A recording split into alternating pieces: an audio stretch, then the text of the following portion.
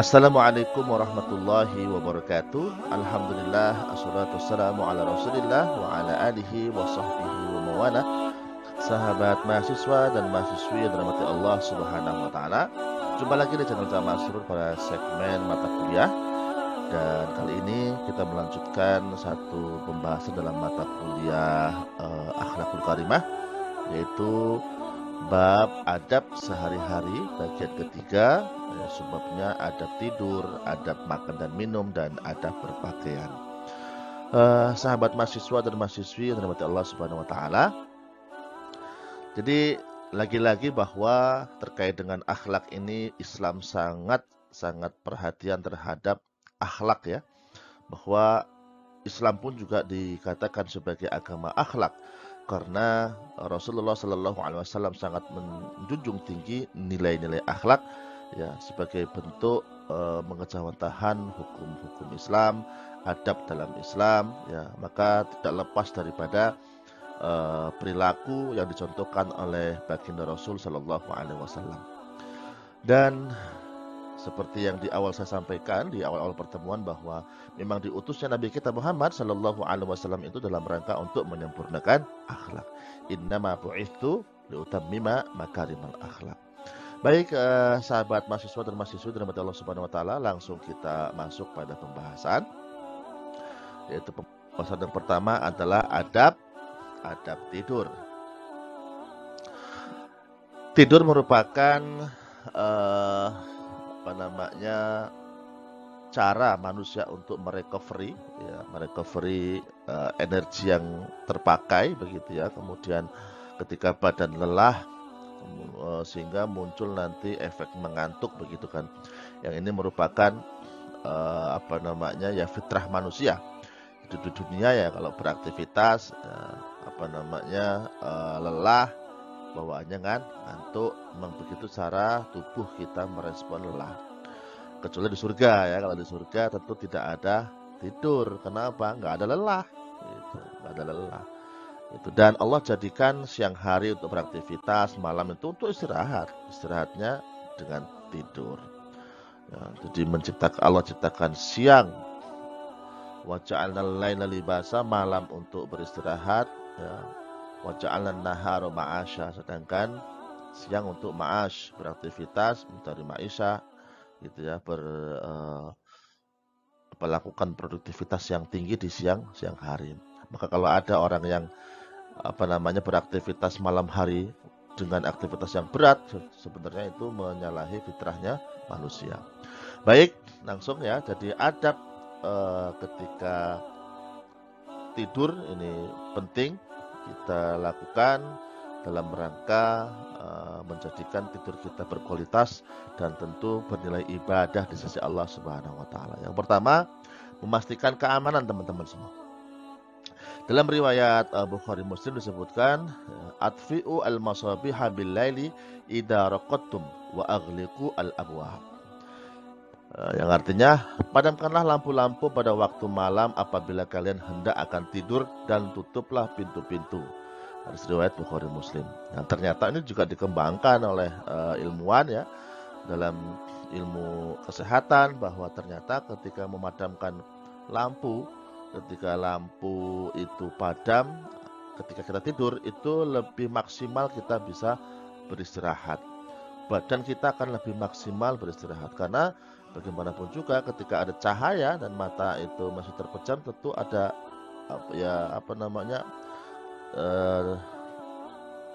efek cahaya yang mengenai mata itu tidak kemudian membuat mata kita maksimal untuk beristirahat. Oke, berikutnya selain mematikan lampu, ya, menutup pintu. Jangan sampai tidur pintu masih momplong belum ditutup. Takut ada maling, takut ada binatang buas atau binatang yang membahayakan manusia. Berwudu jangan lupa, ya, berwudu. Kata Rasulullah Sallallahu Alaihi Wasallam, "Idza ataita mudji'aka fatawadda wudu'aka lis-shalah." Apabila engkau mendatangi tempat tidurmu, maka hendaklah engkau berwudu seperti wudumu untuk sholat. Sama seperti kita wudu sholat ya, berwudu sempurna. Ya, ini merupakan amalan yang dianjurkan oleh Rasulullah Sallallahu Alaihi Wasallam. Ya, begitu. Jadi tidur dalam kondisi suci. Adapun seandainya misalkan nanti Allah takdirkan bangun sudah di alam barzah begitu, maka dalam kondisi suci begitu. Meskipun tidur itu membatalkan wudhu. Berikutnya, jangan lupa ya, setelah wudhu ya sholat dulu, sholat sunnah witir. Bagi yang malamnya khawatir tidak bisa bangun karena kelelahan, mungkin ya aktivitas padat di siang hari, dan pas tidur jam 10 malam khawatir malam tidak bangun untuk tahajud dan witir, maka sebaiknya sholat sunnah witir di awal ya. Kalau misalkan di tengah malam nanti bangun, alhamdulillah, tapi tidak perlu diwitirkan lagi, atau silakan tahajud atau hajat dan sebagainya, tapi tidak perlu witir lagi. Rasulullah sallallahu alaihi wasallam bersabda, an Abi Hurairah radhiyallahu anhu qala awsani khalili sallallahu alaihi wasallam bi thalathi siyamin thalathati ayamin min kulli syahrin wa rak'atayil duha wa an utira qabla an anam. Dari Abu Hurairah ya,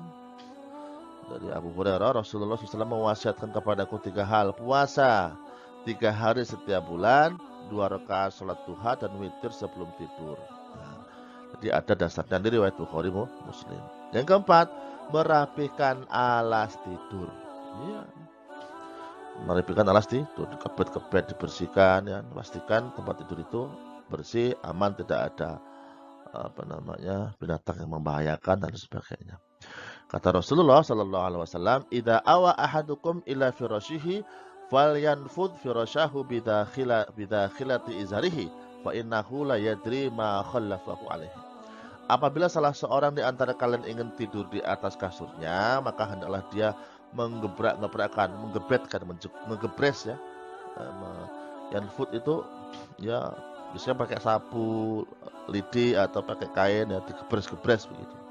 Ya, membersihkan kasurnya bagian dalam sarungnya, sebab dia tidak mengetahui apa yang ditinggalkan di belakangnya.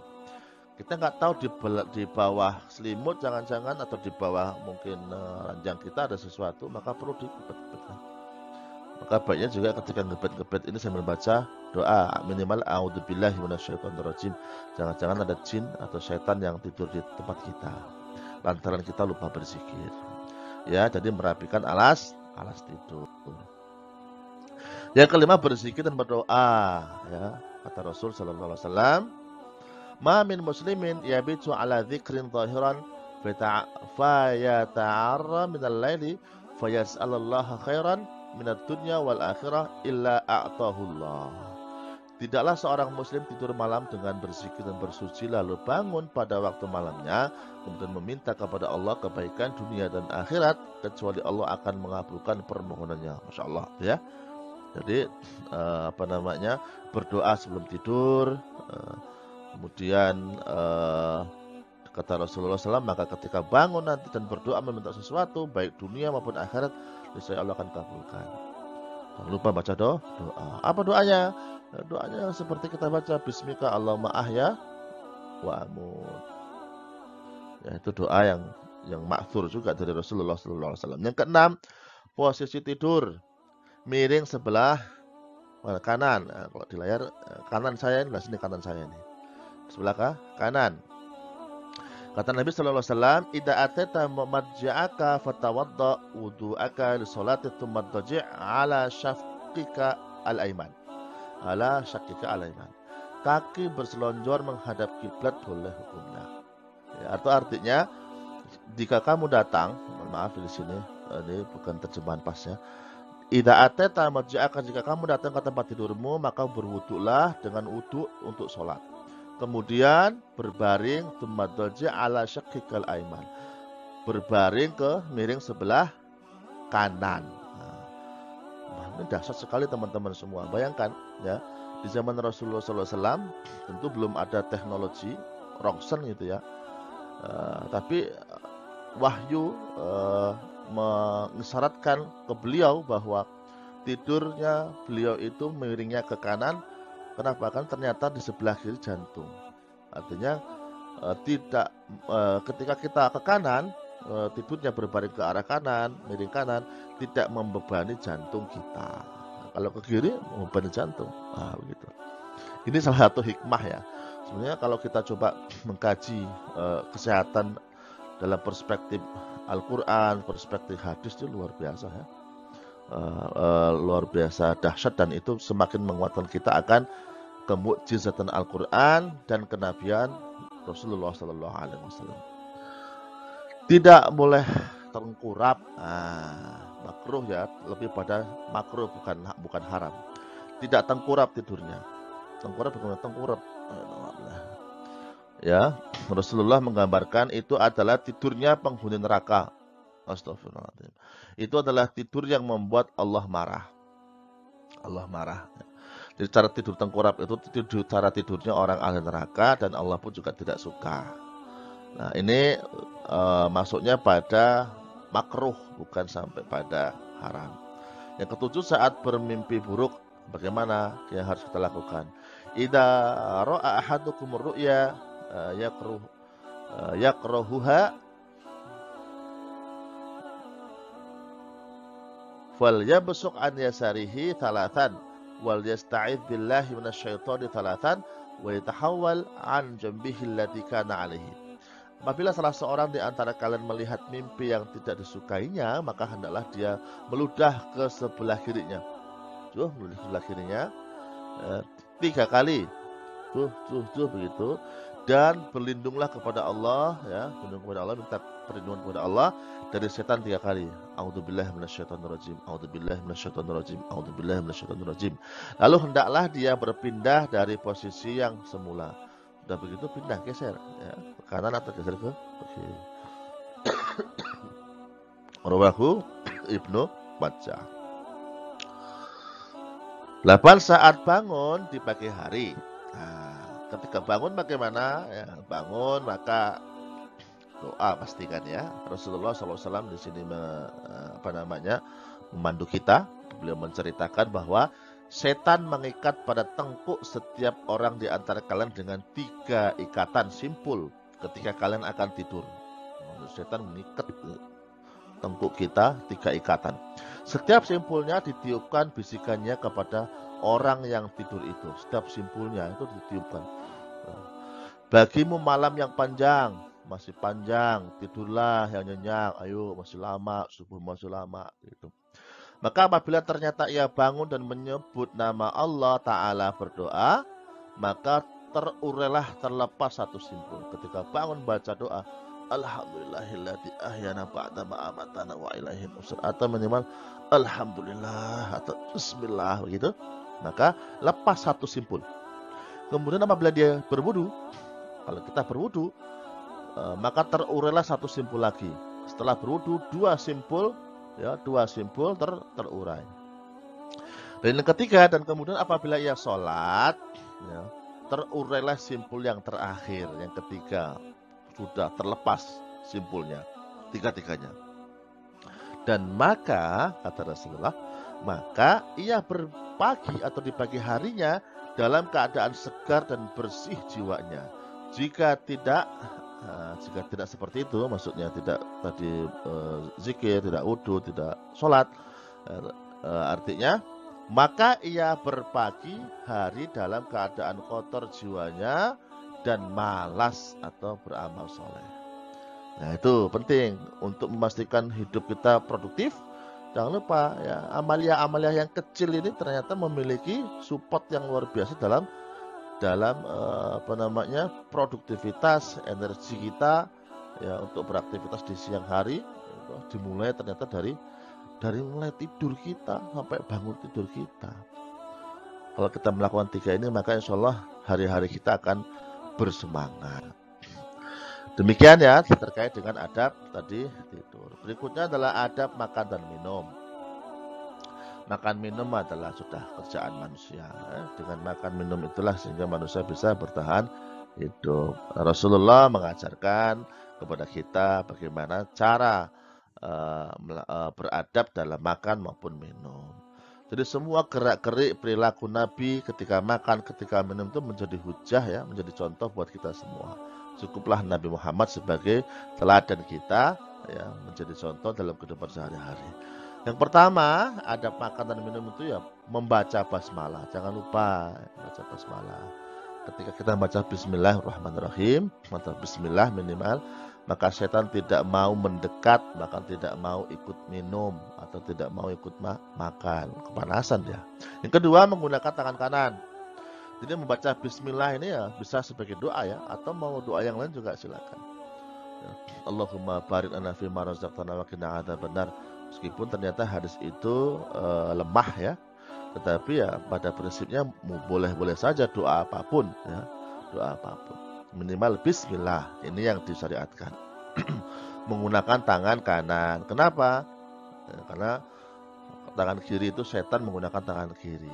Kalau kita menggunakan tangan kiri sama dengan setan. Tidak hanya itu, kata Rasul sallallahu alaihi wasallam, ya gulam samillah wa kul biyaminika wa kul mimma yalika fama zalat tilka ni'mati ba'du. Wahai gulam, wahai anakku, sebutlah nama Allah, baca bismillah ketika makannya. Makanlah dengan tangan kananmu dan makanlah makanan yang ada di hadapanmu.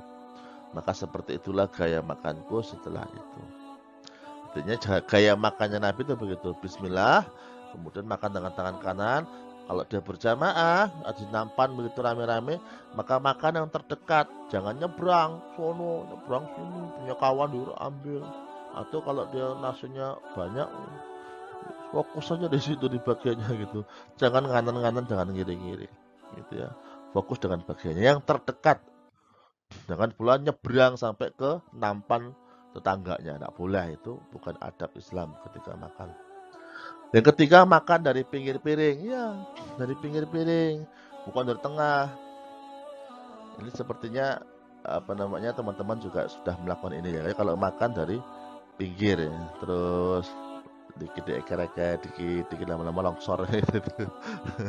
Gitu ya. Bukan di tengahnya, tapi di pinggir. Lauknya biasanya kalau anak kecil itu kan lauknya terakhir. Makan sini, pindah ke sini lauknya, makan lagi, pindah lagi ke sini, nggak dimakan-makan. Jelas dari sebelah pinggir. Nah, ini ada riwayatnya. Diriwayatkan dari Ibnu Abbas radhiyallahu anhu bahwa Nabi bersabda, jika kalian makan, maka janganlah makan dari bagian tengah. Tuh. Jangan makan di bagian tengah piring, akan tetapi hendaknya makan dari pinggir piring. Karena keberkahan makanan itu turun di bagian tengah makanan. Tuh. Ya, hadis riwayat Abu Daud. Ini hadis ini hasan sahih. Keberkahan makanan itu turun dari tengahnya, maka makan dari pinggirnya. Nah, jangan di tengahnya, pinggir dulu, lama-lama habis nanti. Mencuci tangan, ya nggak mencuci tangan ya, tangan ini kan habis dari mana-mana, ya. Habis pegang setir motor mungkin, atau habis pegang pisau, habis masak, habis ngadon makanan, atau paling parah lagi habis ngupil, habis korek-korek ketiak dan sebagainya. Cuci tangan dulu, pakai sabun, baru makan. Mengenai cuci tangan sudah makan, Abu Hurairah radhiyallahu anhu meriwayatkan bahwa Rasulullah shallallahu alaihi wasallam bersabda, barang siapa yang tidur dalam keadaan tangannya masih bau daging kambing, barang siapa tidur tangannya masih bau kambing dan belum dicuci lalu terjadi sesuatu, maka janganlah dia menyalahkan kecuali dirinya sendiri. Iya, artinya mencuci tangan ini juga bagian dari adab ketika makan. Lebih-lebih kalau kita makannya bareng teman-teman, rame-rame pakai satu nampan. Sebaiknya tidak bersandar. Yang kelima, sebaiknya tidak bersandar, lebih kepada makruh ya. Jadi Abu Juhaifah mengatakan, bahwa dia berada di dekat Rasulullah SAW. Kemudian Rasulullah berkata kepada seseorang yang berada di dekat beliau, aku tidak makan dalam keadaan bersandar. Tuh. Nabi Muhammad tuh nggak makan kalau bersandar, ini nggak makan. Jadi kalau makannya Nabi tidak bersandar.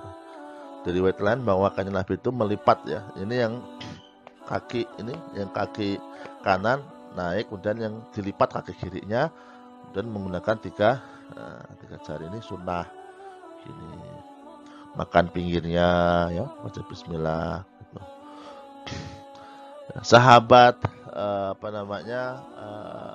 Abu Juhaifah itu melihat Rasulullah mengatakan demikian. Tidak berdiri. Oh, makan nggak berdiri. Oh, sekarang malah dibuat ya, ada standing party. Makan minumnya berdiri. Belum sampai pada keharaman sebenarnya, tapi makruh, dibenci oleh Allah Subhanahu wa taala. Hukum makan dan minum dengan posisi selain duduk adalah makruh. Ya, maka memang dianjurkan duduk, kalau berdiri makruh. Baik berdiri, nggak boleh berdiri, tiduran, bersandar, gitu ya, nggak gitu. Rasulullah SAW sendiri beberapa kali melarang sahabat minum berdiri. Rasulullah pernah melarang minum berdiri. Seperti dalam hadis riwayat sahabat Anas bin Malik, anna Nabi SAW zajara an syurbi qa'iman. Nabi melarang minum berdiri. Hadis riwayat Muslim. Ya. Makruh ya, lebih pada makruh, belum sampai pada tingkat haram, makruh. Tapi ingat, makruh itu artinya apa? Dibenci. Berdoa sesudah makan. Ya. Man akala ta'aman faqala alhamdulillahilladzi at'amani hadza wa razaqanihi min ghairi haulin minni wala quwwatin. Ghufir lahu ma taqaddama min dzambi. Barang siapa yang makan makanan kemudian mengucapkan doa tadi ini saya bacakan ya, Allahumma alhamdulillahilladzi at'amani dan seterusnya, maka apa? Maka diampuni dosanya yang telah lalu. Masya Allah, udah makan diampunkan dosa. Luar biasa ya. Ini Islam sangat-sangat pemurah ya. Allah sangat pemurah, memberikan banyak bonus-bonus pengampunan dosa dengan zikir, dengan amalan-amalan sunnah Nabi dan sebagainya. Yang terakhir ada berpakaian. Teman-teman semua, sahabat mahasiswa dan mahasiswa dirahmati Allah Subhanahu wa taala, tentu pakaian ini kan biasanya menggambarkan kepribadian kita. Kalau kita orang yang muslim, yang baik, maka tentu pakaian kita juga memastikan harus yang menunjukkan bahwa kita seorang muslim yang baik. Ya. Oleh karena itu perlu diatur, perlu juga adab-adab dalam berpakaian. Yang pertama tentu kalau berpakaian ya, berpakaian mengacu ke Rasulullah SAW. Rasulullah itu berpakaian mendahulukan yang kanan, at-tayammun. Tayammun, mendahulukan kanan. Kalau pakai baju, kanan dulu. Pakai sendal, kanan dulu. Pakai apapun, kanan dulu. Untuk anggota tubuh yang berpasangan. Di antara sunnah Nabi SAW adalah mendahulukan yang kanan ketika memakai pakaian dan memancan semacamnya. Kata Rasulullah SAW dalam riwayat Aisyah, karena Rasulullah SAW yuhibbu at-tayammuna fi sya'nihi kullihi fi na'lihi wa tarjulihi wa tahrihi. Rasulullah SAW memakai sesuatu dari bagian kanan dalam setiap perbuatan, baik dalam bersandal, berjalan maupun bersuci. Rasulullah kalau pakai kanan, nanti kalau melepas kiri dulu. Pakai kanan dulu, lepas kiri dulu. Kemudian selain itu memilih pakaian warna putih. Nah, ini sunnah ya, pada kesunahan pakaian putih. Kalau sholat itu akan lebih tentu lebih kelihatan rapih, bersih ketika pakaian putih, karena itu bagian dari kesunahan. Ya, warna pakaian yang dianjurkan untuk laki-laki adalah warna putih. Tentang hal ini terdapat hadis dari Ibnu Abbas, Rasulullah SAW bersabda, kenakanlah pakaian yang berwarna putih. Nah, karena itu adalah sebaik-baik pakaian kalian dan jadikanlah kain berwarna putih sebagai kain kafan kalian. Kain kafan. Kemudian dari Samurah bin Jundab, Rasulullah SAW bersabda, ilbasu al-bayada fa innaha atharu wa atyab wa kaffinu fiha mautakum. Kenakanlah pakaian berwarna putih karena itu lebih bersih dan lebih baik, dan gunakan sebagai kain kafan kalian. Hadis riwayat Ahmad, Nasai dan Ibnu Majah. Yang ketiga, jangan menyerupai orang kafir. Itu tidak menyerupai orang kafir ya. Di antara kaidah penting dalam agama kita adalah kaum muslimin baik laki-laki maupun perempuan tidak memperbolehkan untuk menyerupai orang kafir baik dalam masalah ibadah, hari raya maupun pakaian yang menjadi ciri khas mereka. Ini merupakan kaidah penting dalam agama kita yang sudah tidak diindahkan oleh banyak kaum muslimin ya. Berpakaian kita sekarang itu Masya Allah, kalau kita lihat ya, astagfirullah, Jadi banyak yang mengaku muslim atau muslimah justru malah menggunakan pakaian-pakaian yang biasa dipakai orang-orang kafir. Apa pakaian-pakaian orang kafir? Ya, yang tidak menutup aurat, pakai bikini, pakai lekton, apalagi pakai mungkin pakaian celana panjang tapi apa? Tetap membentuk lekuk tubuh. Pakai baju tapi ketat.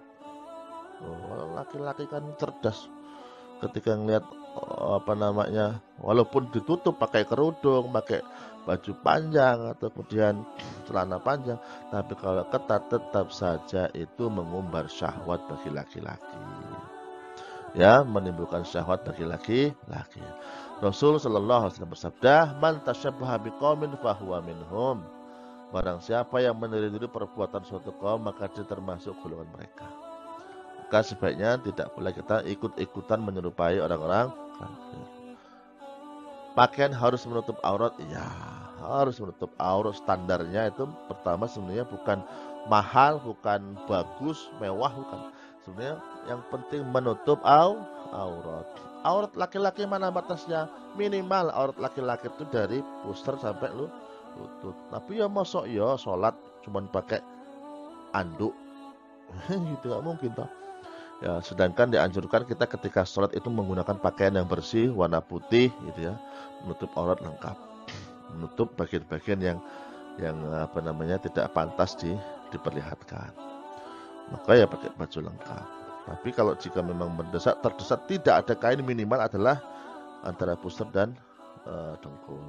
Kalau perempuan semua anggota tubuhnya aurat kecuali ya telapak tangan dan wajah. Dalam mazhab Syafi'i malah lebih ketat lagi. Semuanya kecuali mata sama ini. Jadi makanya kalau di Arab Saudi, di beberapa wanita-wanita Timur Tengah itu menggunakan cadar, ya. Mereka menggunakan niqab dalam rangka menutup auratnya. Karena walaupun pakai jilbab, walaupun lebar, kalau memiliki paras yang cantik sehingga bisa membuat juga syahwat juga bagi laki-laki. Tetapi ini khilaf di kalangan ulama menggunakan cadar. Ya. Ada yang mengatakan wajib ya bagi wanita pakai menutup wajah kecuali mata, ini dalam mazhab Syafi'i begitu. Sedangkan mazhab lain mengatakan itu tidak wajib. Nah, monggo. Ya, jelas aturan menutup auratnya. Allah Subhanahu wa taala berfirman dalam surat Al-Ahzab sebagai penutup ya. A'udzubillahi minasyaitonirrajim.